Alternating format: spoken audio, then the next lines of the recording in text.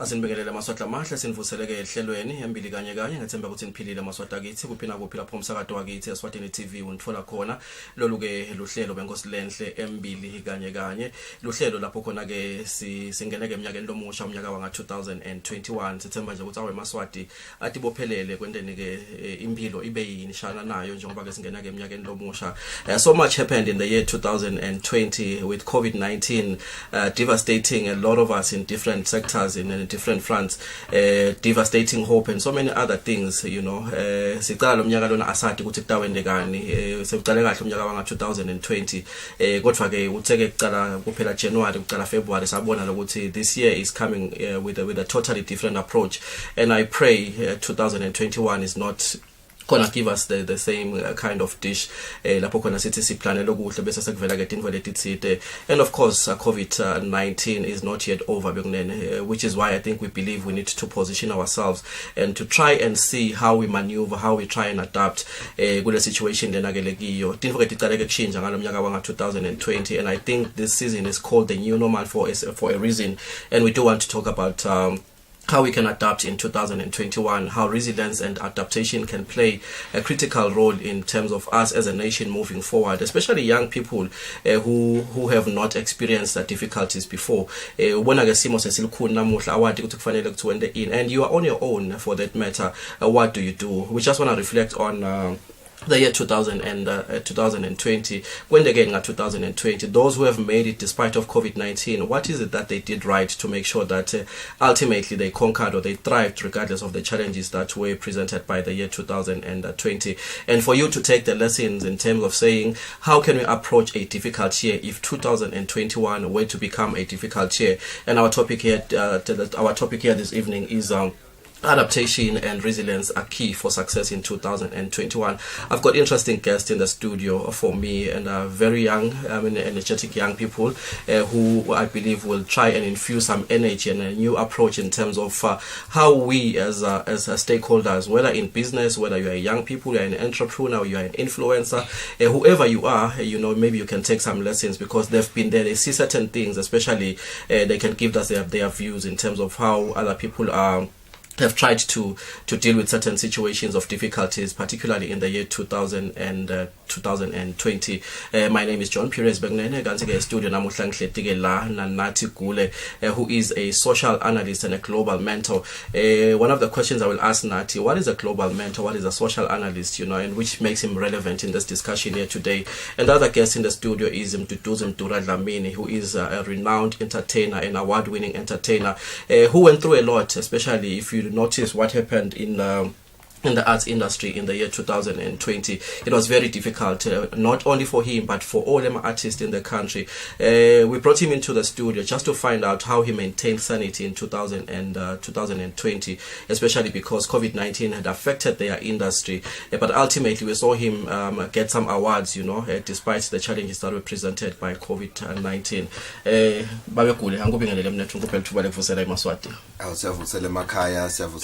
John Perez, so great to be here once again. I think the last time I was here we were discussing the budget speech. Of course. Yes, and we were looking forward to an exciting year. And unfortunately, things happened immediately after we had met here, because we went into March and the whole COVID situation happened. But from there, it's just been all about adapting, and that's what we're going to be discussing today. Yeah, it's a new year, Mr. Kula. Are you excited?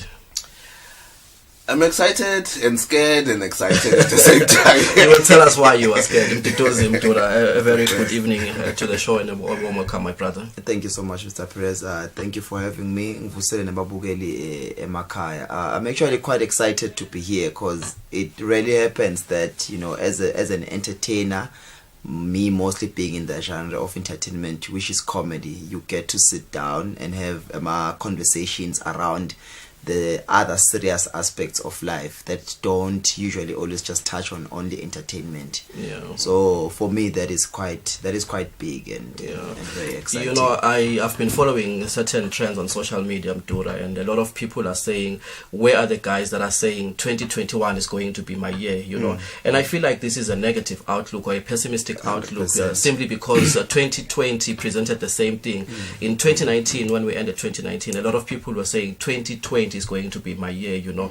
And unfortunately, things happened, you know? And I don't know how we could deal with this mindset, because I wanted to ask you, are you excited about 2021, you know? And I'm not sure if you are one of those that say, I am not excited because of what happened in 2020. No, I think we keep trying. That's why they say on Twitter when they're coming from breakups, goods, but we move. So I do believe that before good things happen, you need to come in with the positive, you know, energy, because it's always going to show you what you were thinking. Yeah. So if you were thinking positively, then most definitely chances are, because, you know, law of attraction, you're going to attract those good things in your life. But to attract good things, you need to work for them. You don't just wake up and say, this year is going to be a good year. But really, what are you doing to meet the good year halfway? So I do believe that for us to have a positive year, because it's not like everyone has had a bad year. That's the honest truth. Some people have had, you know, their luck turned around this year. Some people have had greater things happen to them this year more than others. So you can't Despite COVID-19. Despite COVID-19. Yeah, some people have actually, not to sound dark or in any way negative, but some people, this has turned out to be the best year of their lives because of some of the things, you know, that were happening this year. Opportunities have come up through the whole mess that was going on. So we cannot look at things negatively. Yeah. Pessimism, Mr. G, is a very, very dangerous thing to carry into the new year, you know. But I think you want to respect or to appreciate the fact that people were devastated in 2020 because of COVID-19, you know. Let's just make an example. If you were in the liquor business, you know, we had to endure prolonged periods of closure because of the regulations, you know. And in terms of planning, this may affect a lot of people, and I don't know what your view could be on this issue. Yeah, it was a very challenging year, but in every crisis there's opportunity. It's easier said than done, Perez, to say find an opportunity in the crisis. But we have seen people turn around within. After the lockdowns, they immediately started looking at other revenue streams, while also not neglecting their dream businesses. So, in order for people to be able to have succeeded, as Mdura has articulated, in terms of the previous year that we were in, you needed to have a good sense of adaptability. And that was when 2020 came to a close.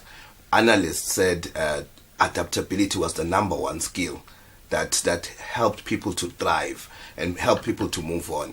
So you ask yourself, it's March, you've got a partial lockdown. What are you going to do? Am I going to sit and cry about it, or am I going to adapt and see which spaces? We saw a lot of new businesses coming out Perez. We saw people going into home deliveries. We saw people doing home cooking. We saw online stores, people saying, what's your size? Extra small. I'm extra small. They were delivering to us at home. They were advertising on WhatsApp. They were using new mediums. People were suddenly now exploding and really stretching out and adapting to the new normal and navigating and finding ways to create revenue within the closed stores. I remember walking at Swazi Plaza, all the clothing stores were closed, but still we could have people delivering for us at the homes. You had more OTE that come to your house and deliver food. You know, still things were moving because people were finding opportunity in crisis periods. Yeah. This is basically the same mindset you are expecting people to embrace in 2021. Exactly, Perez. We're going into a year that we do not really know what it has. So for us to be able to survive it, we need to go with the sense to say we want to be flexible. wherever the wave throws us, we have to be able to ride the wave. We're not going to say because the wave has thrown us here, we're now just going to jump into the water and stay in the water and drown. Yeah. But we're going to try and swim upstream, even if it calls for that. Of course, yeah. That is what adaptability is all about. Yeah. Yes. The reason why I invited you to be part of this panel today, in 2020, I followed some of your posts on social media, particularly on Facebook, and I could sense that you were frustrated because of the happenings of 2020. You are an entertainer, and gatherings were not allowed because of the restrictions of COVID-19. And now talking about adaptability, I know that eventually out of your frustration came opportunities, and as a result you got some awards based on some of the things. What did you do in 2020 that showed or proved that you were adapting to the situation and just to try and retain your sanity because of the situations that was currently prevailing in 2020? I think this is an important question for me, for people who may be facing the same difficulties now, to say, here is Mdura. He was frustrated, he's an entertainer, but eventually this is what he did to try and maintain his mind and just to move forward despite of the situation. 2020 was a very frustrating year for entertainment in the country, and there's no one we can look to and say this is who we blame or we've got a problem because we feel like so and so didn't come to the party. It was just a situation that we were all learning. It was a new situation for us. It got to the point where at first we were like, okay, maybe in the next 3 months it's gonna open up. Okay, fine, maybe the next month, and then we got to a point where we thought, okay, now it's really taking long. We've run out of resources. We've run out of capital that we can put into anything that we would want to do. Because even the digital space, it needs money. A lot of people assume that because you are watching something on your phone with maybe 15 MB, then maybe I've spent that 15 MB also to create that to create the same content. You find that you need a lot of data, which needs a lot of money for you to be able to produce that much content. So it got to a point where now you just cannot produce anything anymore. You are just in a dark space, and as an entertainer you're always coming up with material. So imagine if you were a chef or a cook and you kept cooking stuff and no one is buying that stuff and you keep putting it aside, and then you are asked to cook some more and now you've run out of ingredients to cook, and you are just looking at your kitchen explode, turning into this horrible mess. It's a whole mess, yeah. It's a whole mess. You've got the material, you're putting in the stuff, but no one is consuming. Now you need to stay with these things that are rotten in the kitchen. And now you're thinking, how can I get rid of this? Or how can I take this and maybe recycle it into something that is usable? So I got into that space, but then I thought to myself, I call myself an entertainer. So if I'm an entertainer rather, regardless of the situation, I should keep entertaining people. So I thought, what do I have at the moment that I can use that won't require me to put out so many resources? My family is at home. I can use them as, some of the actors. I can teach them. I've got my phone. It's got a good camera. I can use that. I can buy a little bit of data there. So I thought, where am I at this point? What do I have that I can use? Then I started using that. Then I kept the consistency. Then I kept putting out material and content. The confidence started growing back. I could feel a sense of, responsibility now, commitment. There's something that I'm doing. So slowly but surely, I got out of it. And then it started, getting to the point where I can monetize it. Yeah. So basically it was just the resilience and sticking to that thing. Of course, I don't want us to jump a very important step, because it's easy to create a glamorous picture, Dura. Easy. You say you were at home, you had your family, and you decided to make use of them one way or the other to try and produce content, which eventually brought you out of the situation. But were you in 2020 at some point feeling like things are not working out, Of course. And how did you encourage yourself? Because I think the moment you decided, let me look around what's happening, because I think that's important, because someone could say ukuthi bomdura vele tinfo tiyabalungela bahambela kahle, nyalo dukhuluma wathatha ucingo wathenga idata, but what was the turning point for you? Because the situation was difficult. You was also camera and you decided to do Malume Phineas and Antinompumelelo, but what was the turning point for you when you finally decided? Because like I said earlier, I saw the frustration you carried in 2020. It was very serious, and we could see that a person like Mdura who makes us laugh shouldn't be going through something like this, because now it is like a fish that has been taken out of water, you know. How did you bring yourself back into that pool to say, now I can thrive again, you know? And you needed to do that yourself. What was the turning point? You know, it's an easy and a difficult question, because it's very difficult to articulate emotions that you've gotten past. Yeah. You know, what you're going through at the time, what you are going through now, what is your mindset now, what was your mindset then.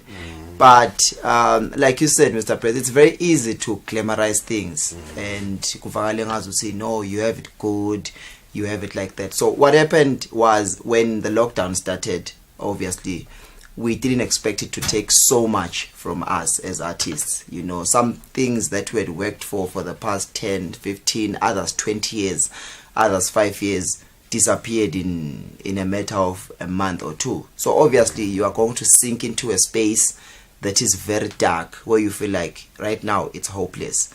How should I pour from an empty cup? You know, it's very hard to entertain people when you are going through so much. But then I remember a time when I read a line, you know, that Trevor Noah wrote. He said that he has lost so many things in life. He has invested in bad businesses, he's lost money, he's lost friends. But the one thing that kept him going was knowing that it is the same brains and the same mind that he still possesses that he used to attain this thing, so he can always get them back. So I got to a point where before that, I was thinking of all the losses that I have made and everything that I've lost. But then I got to a point where I said, you know what? I made a promise to people, and I said I'm going to entertain them. Yeah. I made a promise to people, and I said that I'll always keep them laughing, because I'm a comedian. So I need to stop thinking of the losses and start thinking of how I can take the situation that I'm in and turn it around. So that is why my background is rural. You know, the characters come from a rural place. So it was my mindset at that time, because this is what I'm exposed to right now. I'm just going to give people what I can give them. So I can't say there's a specific time where there was a turning point, but it was just me putting out one video, getting a reaction. Oh, now I feel useful. Putting another video, getting more reactions. Oh, now I matter. Putting another one, people wanting more, and then I felt, okay, now I'm part of an ecosystem again. Yeah. I'm not alone in my dark space. So let me just keep doing this, and it's gonna keep me within that ecosystem. So that is what changed the whole I can't point to one specific point. Yeah. Nat, I need to ask you a question based on what Mdura is saying. The need for social analysts in our society. It is easy for us as a society to be going through something and we don't even realize, because no one is analyzing. And I think the reason why you are also in the studio is because you play into that space of being a social analyst. You know, what is the objective of a role like this? You know, because I want to ask you the importance of hope when someone goes through a situation like Mdura. You know, it is easy for other people to get broken, like they are shattered. A lot of things, like Mdura was saying, so many positive things happened in 2020, but a lot of people have lost hope because their business is shattered and so many other things, you know. But you as a social analyst have that role to say, when you have lost hope, this is why you have lost hope and how can you come out of that situation. Thank you so much, Dura, for that very moving a description of 2020. I think a lot of people can identify with what you've just shared. And back to your question, Mr. Perez, definitely social analysts and motivational speakers are almost one thing. But the difference is that the social analysts will really go in depth in terms of the research to look at all the sides of how did we get to where we are and how can we get out of it. Yeah. And when you look at when the pandemic started, the WHO, from the very first press releases, they were talking with the World Health Organization, Mr. Perez, they were talking about the need to feed yourself with facts in order for you to survive this period. But that was greatly ignored by many people, because many people were now looking for information from whoever was coming with it. Whoever was coming up with the conspiracy theory. Oh, no, this thing is actually like this. This invisible enemy we're facing is this. And unfortunately, that led a lot of people astray and other people were saying, don't wear a mask, it won't help you. Again, it led a lot of people astray. So the WHO, in every press conference, they were always talking about feeding yourself with the right sources of information. And they were talking about CDC, the Center for Diseases and Control. They were talking about the WHO. They were talking about your government, your local government, the government in your country. They also talk about the media houses in your country that are actually taking out news that are verified with ethics. So when you're a journalist and you are in a media house where you're guided by ethics, you will look at the potential harm that a story may have, and it's actually outlawed to create a story that will cause panic within a society in terms of journalism ethics. So if you're going to talk about a certain thing, you must also provide a bit of hope within that story. This is the situation, but this is how we plan on handling it, or the country plans. And you're providing it from a credible source, like you are saying. Yeah. Yes. So what has been happening now, and I was just thinking about this on my way here, that society, a greater part of society now, is being run online. Now people are looking for information from online mentors, online sources of information that are not verified, and these are leading them astray.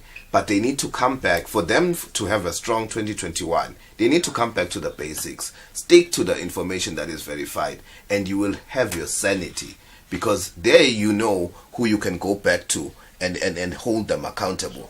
But if a person stands up on social media just because they've got 5,000 friends and says don't wear masks, it's a scam, and you decide to take off your mask and you throw it off, really now you're being led by a pseudo doctor, a person who's never been in medical school for 7 years, but you are following that opinion because the person is influential. They are possibly demonstrating with videos that seem credible to you. Yeah. Yes, actually, social media has been pulling them down now.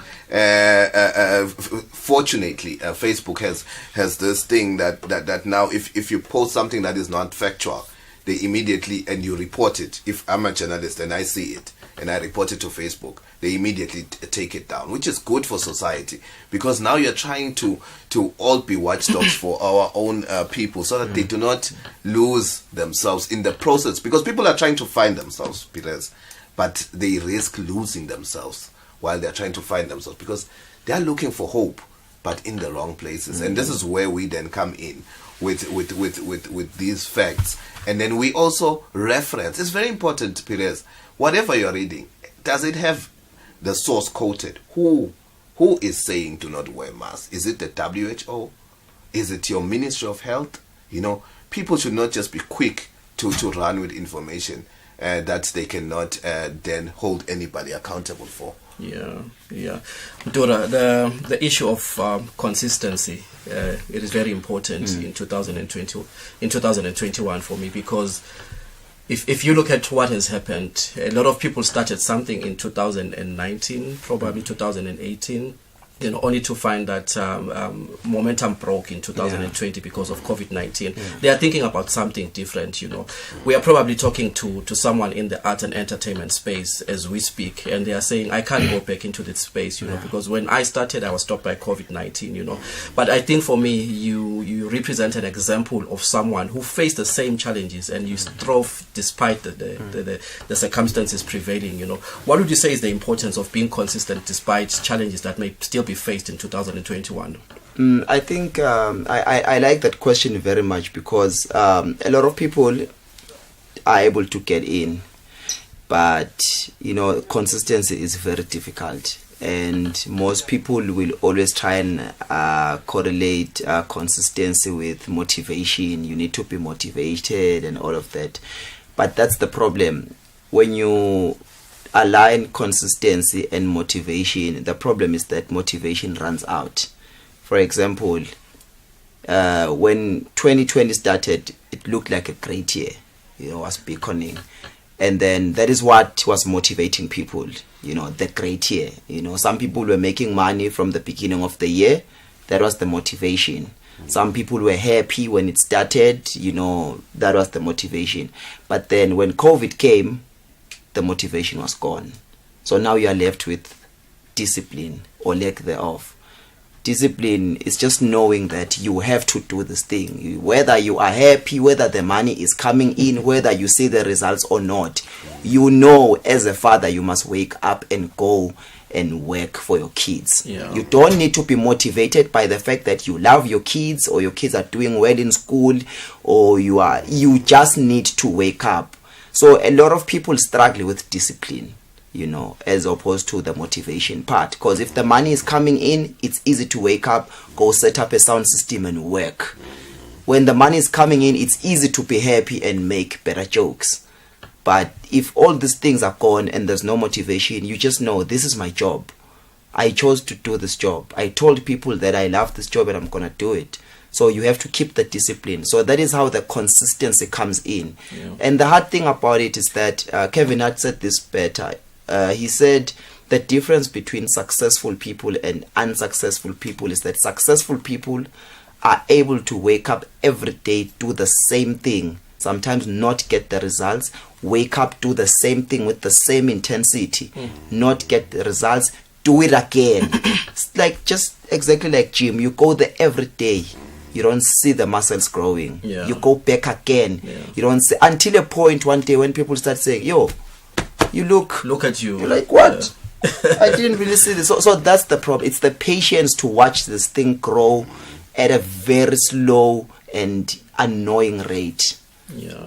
Where are those muscles I saw you demonstrate on Facebook? I wish I had that picture. Nati, what do you think should be the mindset in 2021? Especially, I think we still go back to the issue of shock because of 2020.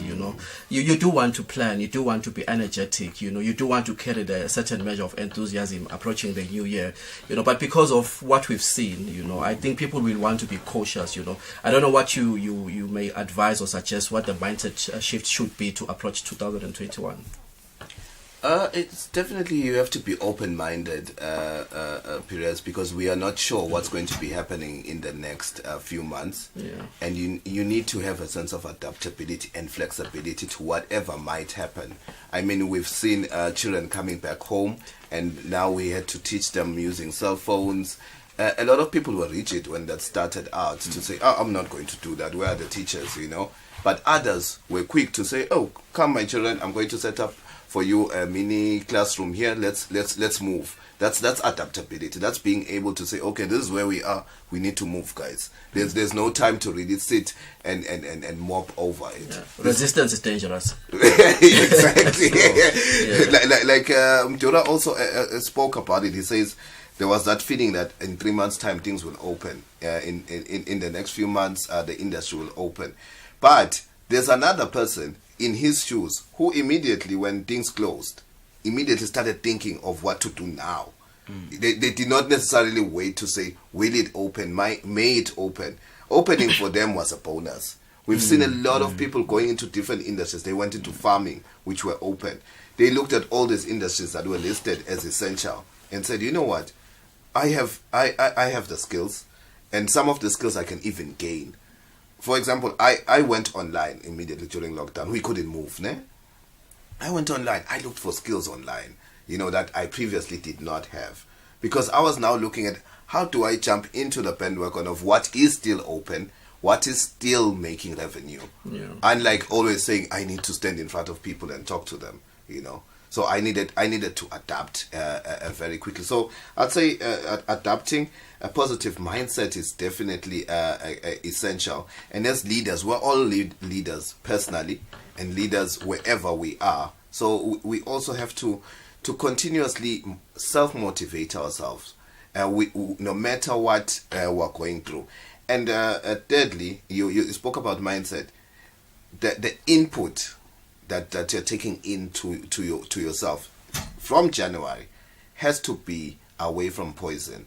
You must take in as much positivity, hope, faith, and anything that just makes you feel like there is a better day tomorrow.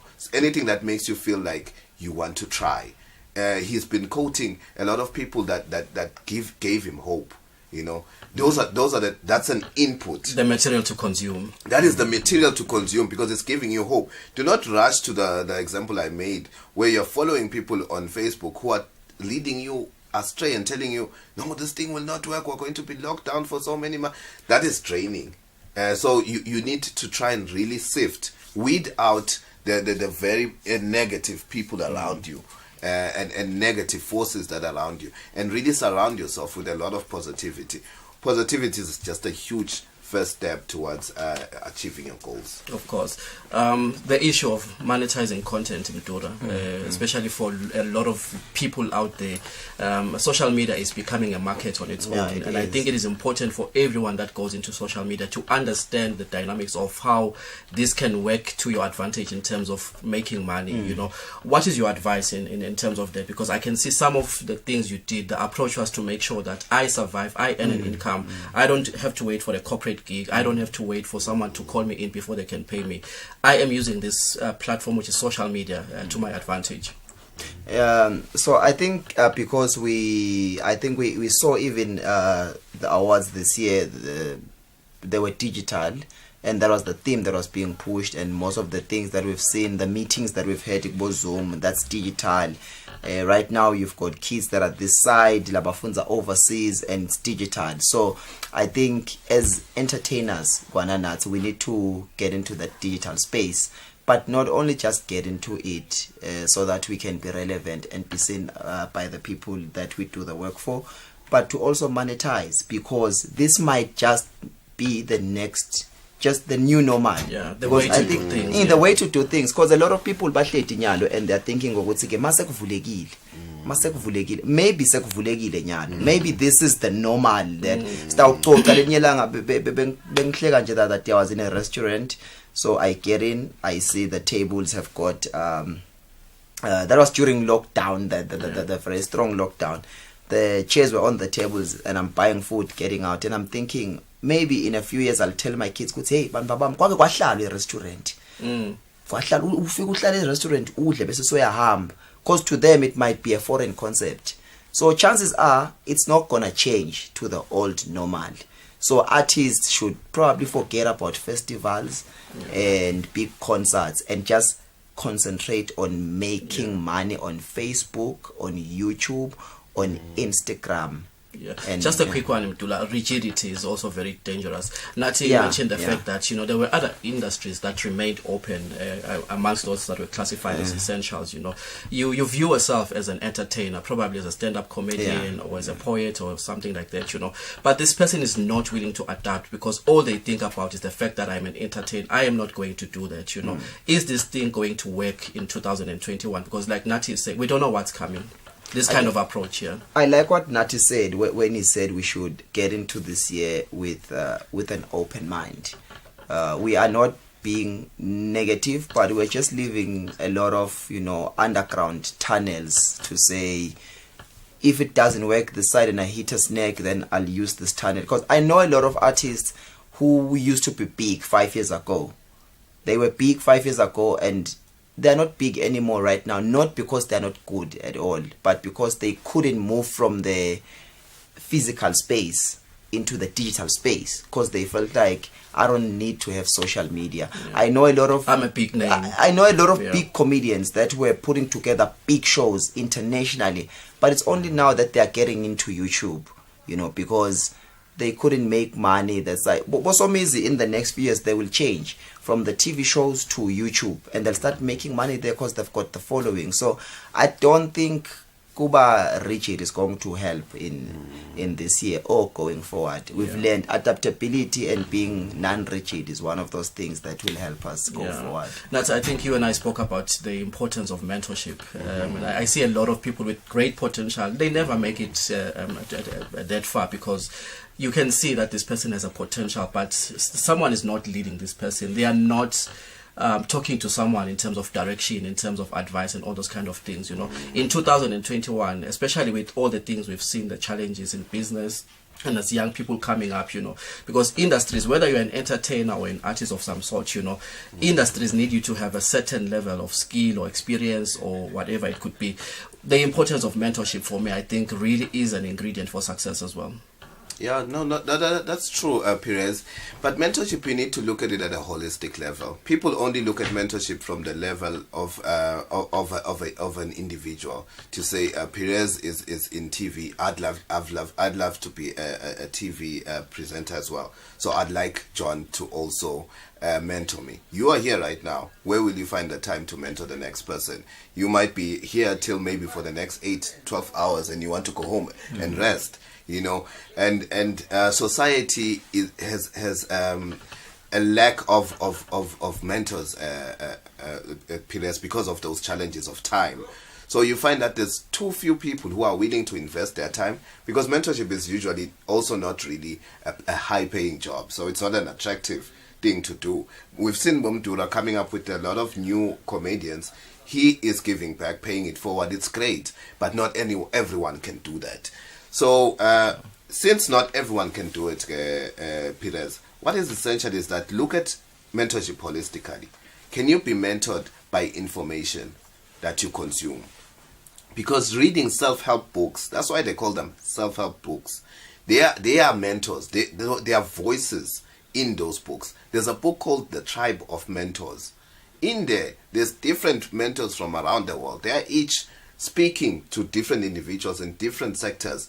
They are also saying, read me and you will be empowered, and you will have that voice that you're looking for, that he keeps on referring to say, you know, I had this quote and it made me believe in myself. That is mentored. He's being mentored by Trevor Noah without Trevor Noah being sitting next to him. Yeah. Yes. So and now we're also in the digital age. He said now it's the new normal. What if this is now the normal? And really we will not have that opportunity to sit with mentors face to face. But mentors are littered on YouTube. There's so many entrepreneurs, global entrepreneurs on YouTube. Daily they are posting out content. They are telling you how to believe in yourself, how to move from an ideation stage of your dream or your company, and move all the way to actually acting out your dream and turning it into a reality. I watch these sessions, and they really bring a lot of growth, personal growth, and it's just a matter of typing a mentor on baking, and you'll find something. You a mentor on comedy, you'll find something. You know, so mentorship is important, but do not then say, where will I meet John Perez though, and then relax. You will find TV presenter mentors on YouTube. You will find them on different forums. You will read a book written by a TV presenter, and that will empower you. Do not limit yourself to just the physical content. Actually, we are limiting physical content now. And I think I did mention, I think you can also be mentored by physical observation. Mdula, we've come to the end of our program. Just your closing remarks. No, I think it's just to appreciate, everyone that has given comedy a chance in the country, because it's just a growing genre of entertainment. And right now it's at the, almost at the pinnacle of, now we've got a number of comedians. Some are doing different things. It's just not just stand-up comedy. So I just like to appreciate, Eswatini for actually supporting comedy, and, my colleagues who work so hard, especially during the lockdown when people were down and out, putting out content there just to make people laugh. I think, it's just to appreciate Eswatini for supporting the work that we do. Mdula, thank you so much, and all the best in 2021. Thank you so much. Thank you, Kwabani, for coming through, and all the best in 2021. And I just believe and pray you keep reinforcing in that space of being a social analyst and a global mentor. Thank you so much for coming through. Maswata kithi sibongele kuba nathi ke ehlelweni Embili Kanye Kanye. Sethemba nje ukuthi Jehova utoba nathi ke umnyaka usaqala asipheke amandla live lenkosi lithi ke gcinana enkosini nasemandleni ayo lamakhulu. Sethemba nje kuyoba njalo eminyakeni wa 2021. Akasigcina Jehova sibona ngalokho dawo siphilile. Insale kahle.